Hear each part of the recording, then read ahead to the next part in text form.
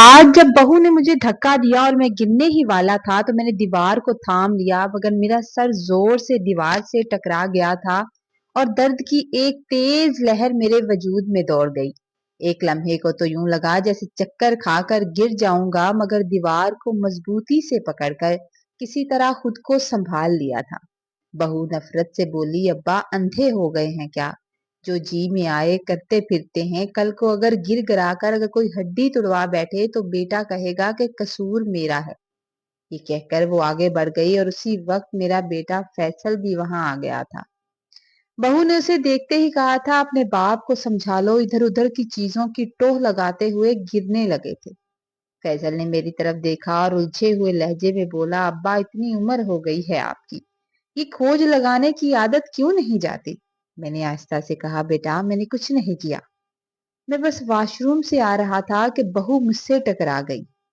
مگر میری بات کاٹتے ہوئے بہو پھر سے بولی، ابا جھوٹ مت بولا کریں، اس عمر میں تو ایسے کام آپ کو چھوڑ دینے چاہیے۔ یہ کہہ کر وہ کمرے سے نکل گئی اور میرا بیٹا بھی مجھ پر ہی ناراض ہو کر باہر نکل گیا تھا۔ میری آنکھوں سے دو آنسو بہہ نکلے جو میری سفید داڑھی میں جذب ہو گئے تھے۔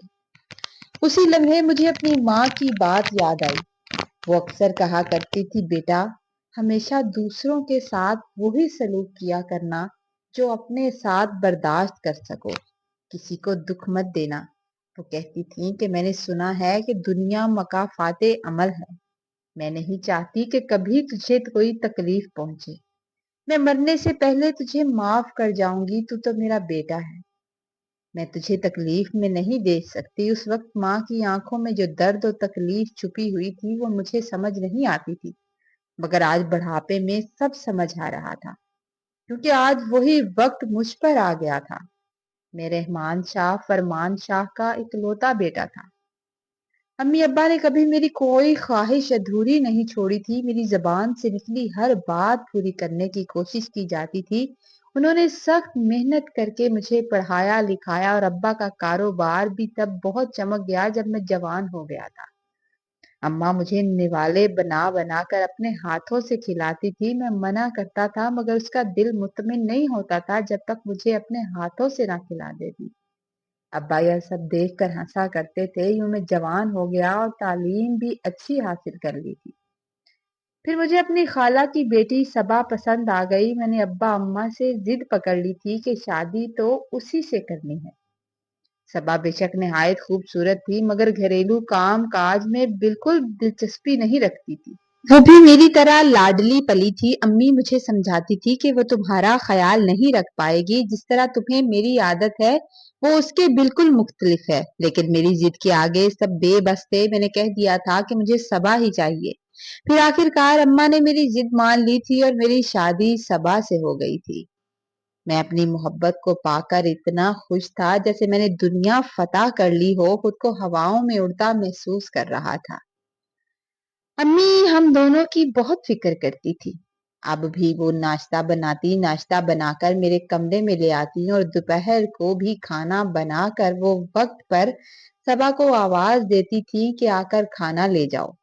سارے کام امی ہی اپنے ہاتھوں سے کرتی تھی اور مجھے بھی یہ کبھی خیال نہیں آیا تھا کہ میں اپنی بیوی سے کہوں کہ گھر کے کاموں میں دلچسپی لیا کرو، ماں کا ہاتھ پٹایا کرو۔ ایک دن امی سخت بیمار تھی مگر اس کے باوجود بھی وہ کام کر رہی تھی، ان سے چلا بھی نہیں جا رہا تھا اور میں سامنے بیٹھا دیکھ رہا تھا۔ میں نے جا کر کہا، اماں کھانا میں باہر سے لے آتا ہوں۔ امی بولی، تمہارے ابا باہر کا کھانا نہیں کھاتے، آج صبا سے کہہ دو نا وہ کھانا بنا لے، میری طبیعت ٹھیک نہیں ہے۔ میں نے کہا، اماں آپ تو جانتی ہیں اسے کام کرنا کہاں آتا ہے، اسے کام کی عادت ہی نہیں ہے، میں کھانا لے آتا ہوں باہر سے، کوئی بات نہیں، آج آپ باہر کا کھانا کھا لیں۔ پھر بھی کھانا باہر سے لے آیا مگر ابا وہ سخت روٹیاں چبا نہیں سکتے تھے۔ رات کے 10 بجے جب امی ابا کے لیے کھانا بنا رہی تھی، روٹی بنا رہی تھی، تو صبا کمرے میں آ کر بولی، دیکھا تمہاری امی مجھے پسند نہیں کرتی، وہ تمہاری شادی بھی مجھ سے نہیں کرنا چاہتی تھی، میں نے محسوس کیا ہے اب وہ جان بوجھ کر بیماری کا بہانہ بناتی ہیں، اب دیکھو اپنے لیے اور تمہارے ابا کے لیے کیسے روٹیاں پکا رہی ہیں، دوپہر کو نہیں پکا سکتی تھی۔ میں نے کھڑکی سے دیکھا تو اماں روٹی بنا رہی تھی اور ابا پاس کھڑے ان سے شاید کچھ کہہ رہے تھے اور دونوں آپس میں بات کر کے ہنس رہے تھے۔ مجھے لگا کہ شاید صبا ٹھیک کہہ رہی ہے۔ میری آنکھوں پر پردہ پڑ چکا تھا اور میں اپنی بیوی کی بات پر یقین کرنے لگا تھا۔ امی جب بھی بیمار ہوتی میں جا کر ان سے لڑنا شروع کر دیتا کہ آپ جیسے بھی کھانا بنا کر دیں، مجھے کھانا کھانا ہے۔ امی کی چاہے جتنی بھی طبیعت خراب ہوتی وہ ہمارا کام خود کرتی تھی۔ پھر اللہ نے مجھے بیٹے سے نوازا جس کا نام میں نے فیصل رکھا تھا۔ اب امی کی ذمہ داریاں اور بھی بڑھ گئی تھی۔ وہ فیصل کو بھی سنبھالتی اور گھر کے کام بھی کرتی تھی اور اس سے وہ بہت زیادہ تھک جاتی تھی۔ اگر وہ کسی کام سے انکار کرتی یا فیصل کا کوئی کام نہ کر پاتی تو صبا اور امی کی لڑائی ہو جاتی۔ ان دونوں کی اب بنتی نہیں تھی۔ صبا غصے کی تیز تھی اور امی اکثر اس کی بات پر خاموش ہو جاتی تھی کہ لڑائی زیادہ نہ بڑھے۔ ایک دن صبا مجھ سے کہنے لگی ہمارا کمرہ اب چھوٹا پڑ گیا ہے کیونکہ فیصل بھی ہوتا ہے۔ اگر کوئی مہمان آ جائے تو میں ڈسٹرب ہو جاتی ہوں۔ میں چاہتی ہوں کہ اماں ابا والا کمرہ بڑا ہے وہ مہمانوں کے لیے سیٹ کر لیں۔ تم اماں ابا سے کہو کہ وہ اب اسٹور میں شفٹ ہو جائیں۔ انہوں نے اپنی زندگی تو اب گزار ہی لی ہے، اب ان دونوں کو بھلا سامان کی بھی کیا ضرورت ہے، بس 2 4 پائیاں لگا دوں گی۔ اس وقت بھی مجھے صبا کی بات درست لگی۔ میں نے اماں سے کہا آپ اسٹور میں شفٹ ہو جائیں۔ اماں کی آنکھوں سے دکھ جھلک رہا تھا۔ وہ کہنے لگی بیٹا ہمیں اس کمرے میں رہنے دو، پتہ نہیں کب تک ہے زندگی۔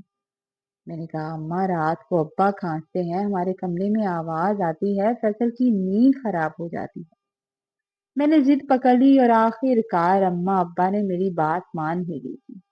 وہ اسٹور میں شفٹ ہو گئے۔ اب صبا چھوٹی چھوٹی باتوں پر بھی اماں پر الزام لگانے لگی تھی اور میں بھی سوچے سمجھے بغیر جا کر اماں اور ابا سے بحث کرنے لگ جاتا تھا کیونکہ امی ابا سے اب کام نہیں ہوتا تھا۔ میں نے کام والی گھر پر تو رکھ لی تھی مگر باہر کا کام دکان کا میں اکیلا ہی سنبھالتا تھا۔ جب شام کو آتا تو بیوی شکایتیں لگاتی اور میں جا کر امی ابا سے بحث یا لڑائی شروع کر دیتا۔ ایک دن تو میں نے غصے میں آ کر ابا کو بہت ساری باتیں سنا دی تھی۔ ابا کی آنکھوں سے آنسو بہ رہے تھے۔ وہ کہنے لگے میں نے فیصل کو نہیں گرایا تھا، وہ میرے پاس آ رہا تھا تو ٹھوکر لگ کر گر گیا۔ میں نے کہا ابا آپ صبا کا بدلہ میرے بیٹے سے لیں گے؟ میں ایسا سوچ بھی نہیں سکتا تھا۔ اماں بھی مجھے یقین دلاتی رہیں بیٹا فیصل خود گرا ہے، وہ تمہاری اولاد ہے، ہمیں تم سے بھی زیادہ عزیز ہے، ہم اسے کیوں گرائیں گے، ہم نے اسے نہیں گرایا۔ صبا بھی اماں کو باتیں سنا رہی تھی اور میں ایسا بیٹا تھا کہ چپ چاپ کھڑا رہا، ایک بار بھی بیوی کو نہیں روکا۔ ایک دن تو حد ہی ہو گئی، جب شام کو گھر آیا تو صبا نے کہا کہ پہلے تو تمہاری اماں فیصل کا دودھ روزانہ خود پی لیتی تھی اور ابا کو دے دیتی تھی، میں منع کرتی تھی یہ بچہ ہے اسے دودھ کی ضرورت ہے، مگر تمہاری اماں نہیں مانتی تھی۔ آج انہوں نے غصے میں دودھ میں ہی کچھ ملا دیا ہے جس کی وجہ سے فیصل کی الٹیاں نہیں رک پا رہی۔ میں نے فوراً سے فیصل کو اٹھایا اور ہسپتال لے گیا تھا۔ ڈاکٹر نے فیصل کو ایڈمٹ کر لیا اور ڈرپ لگا دی تھی۔ ڈاکٹر نے کہا جب کوئی غلط چیز کھلائی گئی ہے جس کی وجہ سے یہ حالت ہو گئی ہے۔ میں یہ سن کر حیران رہ گیا تھا۔ مجھے لگا صبا تو اس کی ماں ہے، وہ بھلا کیسے بچے کو کھلا سکتی ہے؟ ماں بھلا اپنے بیٹے کو کوئی غلط چیز کیسے کھلائے گی؟ یہ ضرور میری اماں کا ہی کام ہے۔ جب فیصل کو گھر لے آیا تو میں نے اماں سے بہت لڑائی کی۔ میں نے کہا میرا دل کرتا ہے تم دونوں کو اولڈ ہاؤس بھیج دوں کیونکہ اب تم دو لوگ گھر میں رہنے کے قابل نہیں رہے ہو، میرے گھر کا سکون تباہ ہو رہا ہے۔ میری یہ بات سن کر اماں کی آنکھوں سے آنسو بہنے لگے اور ابا تو سر جھکائے بالکل خاموش بیٹھے تھے۔ اماں کہنے لگی میرے بچے میں تجھ سے بہت پیار کرتی ہوں، میں نے تجھ سے بہت پیار سے پالا ہے، میری بات کا یقین کر، میں تیرے بیٹے کے ساتھ ایسا نہیں کر سکتی۔ میں نے کہا اماں جھوٹ مت بولو، بہو سے نفرت میں تم اتنا آگے نکل جاؤ گی میں نے کبھی سوچا بھی نہیں تھا۔ اماں آہستہ سے بولی یہ دنیا مکافات عمل ہے، تیرا اپنے ساتھ جو ہو سکے آج میں برداشت کر سکتی ہوں جو میرے ساتھ تو کرتا ہے، مگر تیرے ساتھ برا ہو یا تجھے تکلیف پہنچے میں یہ برداشت نہیں کر سکتی۔ مرتے ہوئے تجھے معاف کر دوں گی مگر اپنے باپ پر رحم کھا، اس گھر میں رہنے سے بہتر ہے تو ہمیں اولڈ ہاؤس بھیج دے۔ میں غصے سے کچھ دیر کھڑا رہا، پھر سر جھٹک کر وہاں سے نکل آیا تھا۔ تھوڑی دیر کے بعد اماں کے زور زور سے رونے کی آواز آئی تو میں اسٹور میں گیا تو ابا کی آنکھیں اوپر کو آ گئی تھی اور شاید انہیں دل کا دورہ پڑ گیا تھا۔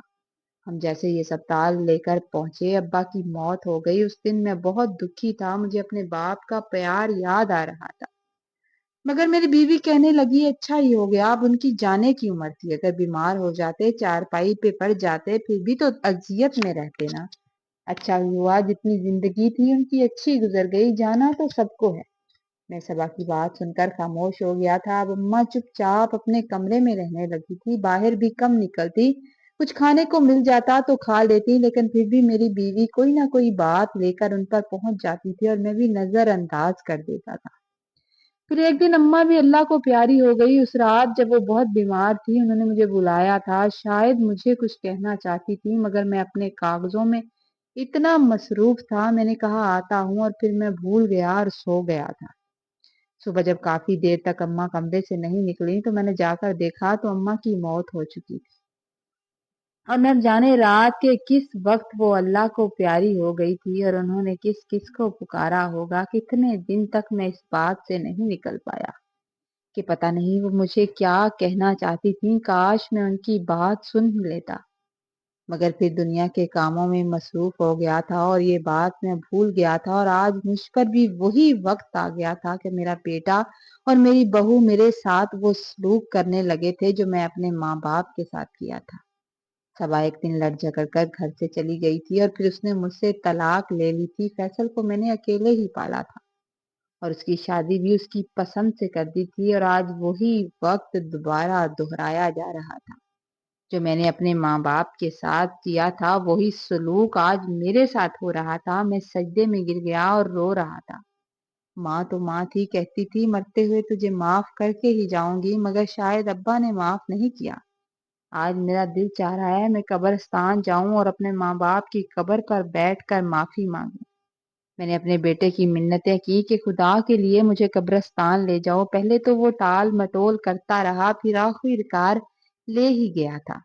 میں نے اپنی ماں کی قبر پر بیٹھ کر میں زور زور سے رو رہا تھا اور ماں سے معافی مانگ رہا تھا، ماں خدا کے لیے مجھے معاف کر دے، تیرے پیار کا مجھے پتا ہے تو مجھے معاف تو نے کر دیا ہوگا۔ ابا تجھ سے بہت محبت کرتے تھے، تیری ہر بات مانتے تھے، تو ان سے کہہ دے مجھے معاف کر دیں۔ اگر ابا نے مجھے معاف نہ کیا تو وہ وقت دوبارہ دہرایا جائے گا، جو آج مجھ پر آیا ہے وہ میرے بیٹے پر بھی آئے گا۔ میں رو رہا تھا، ان دونوں سے معافی مانگ رہا تھا، اپنے برے سلوک اور گزرے وقت کی باتیں یاد دلا رہا تھا۔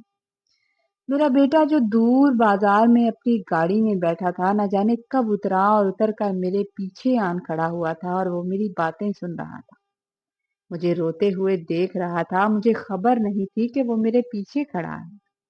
پھر میں ابا کی قبر پر گیا تھا، ان سے بھی میں نے معافی مانگی تھی۔ میں نے روتے ہوئے اپنے باپ سے کہا تھا ابا مجھے معاف کر دو، تمہیں اماں کا واسطہ ہے، مجھے معاف کر دو، مجھے اپنے پاس بلا لو، میں اب جینا نہیں چاہتا۔ پھر میں نے قبر پر فاتحہ پڑھی، دونوں سے دعا مانگی، لیکن جیسے ہی میں نے پلٹا میں نے دیکھا کہ فیصل میرے پیچھے کھڑا ہے اور اس کی آنکھوں سے آنسو بہ رہے ہیں۔ وہ آگے بڑھا اور اس نے مجھے گلے سے لگا لیا۔ جیسے ہی اس نے مجھ سے گلے سے لگا لیا وہ رونے لگا اور روتے ہوئے کہنے لگا اماں ابا مجھے معاف کر دو۔ میں نے اس کا ماتھا چوما اور قدرت کے اس فیصلے پر دل کو جیسے سکون آ گیا تھا۔ میں نے پیچھے پلٹ کر ابا کی قبر کی طرف دیکھا تھا اور ایک آنسو میری آنکھ سے نکلا تھا، وہ خوشی کا آنسو تھا۔ میں نے کہا تھا ابا آپ نے تو اتنی جلدی مجھے معاف کر دیا، کاش مجھے پہلے پتا ہوتا، میں بہت پہلے چلا آتا۔ دل میں ایسا لگا جیسے میری ماں نے میرے ابا سے سفارش کر دی تھی اور میری معافی قبول ہو گئی۔